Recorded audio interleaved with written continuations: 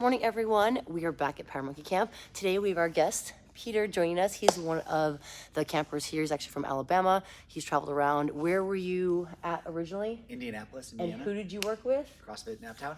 With Elizabeth? Oh, Elizabeth back across Chicago. Yeah.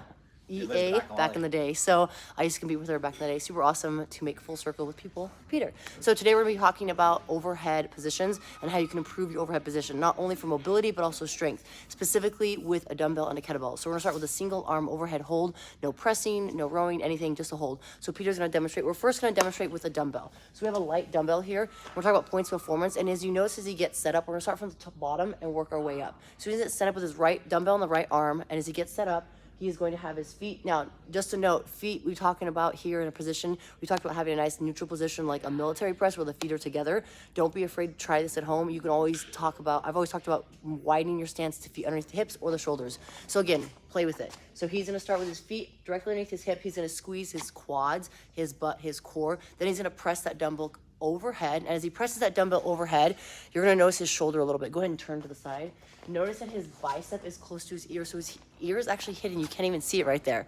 From there, he's gonna be holding this dumbbell overhead with his thumb facing back. So think if you make a fist, your thumb is facing back versus rotating forward. If you rotate forward, you're gonna get into that internal rotation stretch, internal rotation position, which is not good for the shoulder, for this exercise specifically. So he's pushing up. He's gonna wanna think of lengthening the arm, tricep is extended. He's almost like driving his thumb into the air.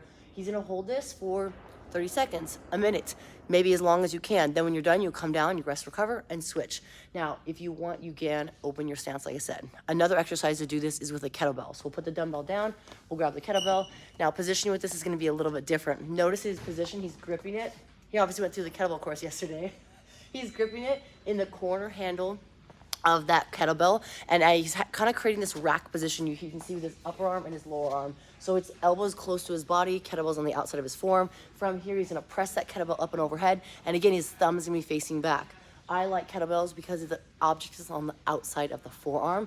He's still pressing his thumb back, arm is nice and straight. Again, he's hiding his ear from us. He's obviously at a 45 degree, but if he turns a little bit, you wouldn't be able to see his ear. Voila, like that. So again, hold for 30 seconds, a minute, max hold. If you can get up to 2 minutes, that's great. But remember, you want to titrate up to that time frame.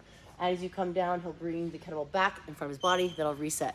And again, you can play around that base position. Now, how do we get to that overhead position if you feel like you can't walk out or if your arm's forward of your ear? Well, we are going to do an amazing banded exercise. So Peter's going to put his right arm in. You're actually going to wrap the band around the wrist, grab it with your hand, kind of like so. Then from there, he's going to be straddling the anchor point. Anchor point is meant to be where that band is wrapped around the rig. This is a very high anchor point, so we're using a thick band. You can use a thinner band also. From here, he's gonna get into a squat stance, so feet underneath the shoulders. He's then going to squat down, so you guys can see that position right there. He's gonna squat down, and from here, he's gonna work on rotating the shoulder. And you notice with his hand is being twisted up, he's also trying to point his thumb back right here. You're gonna have a nice deep stretch in that shoulder, tricep, pec. Where do you feel this most? Right on the outer side. On the outside, right? Awesome. So everyone's gonna feel a little differently depending on how tight you are. It could be the outside like the lat, it could be the inside the pec major, pec minor. But the goal here is to kind of rock side to side, get about 20, 30, 40 seconds here in that bottom position. And when you come out, be very, very slow when you come out to essentially to relax the shoulder. Once you do that on one side, then you'll switch to the other side, do the same thing, and then do an assessment. What side's tighter? Let's try the left side to see what feels tight. Is that gonna be worse? We'll see what happens.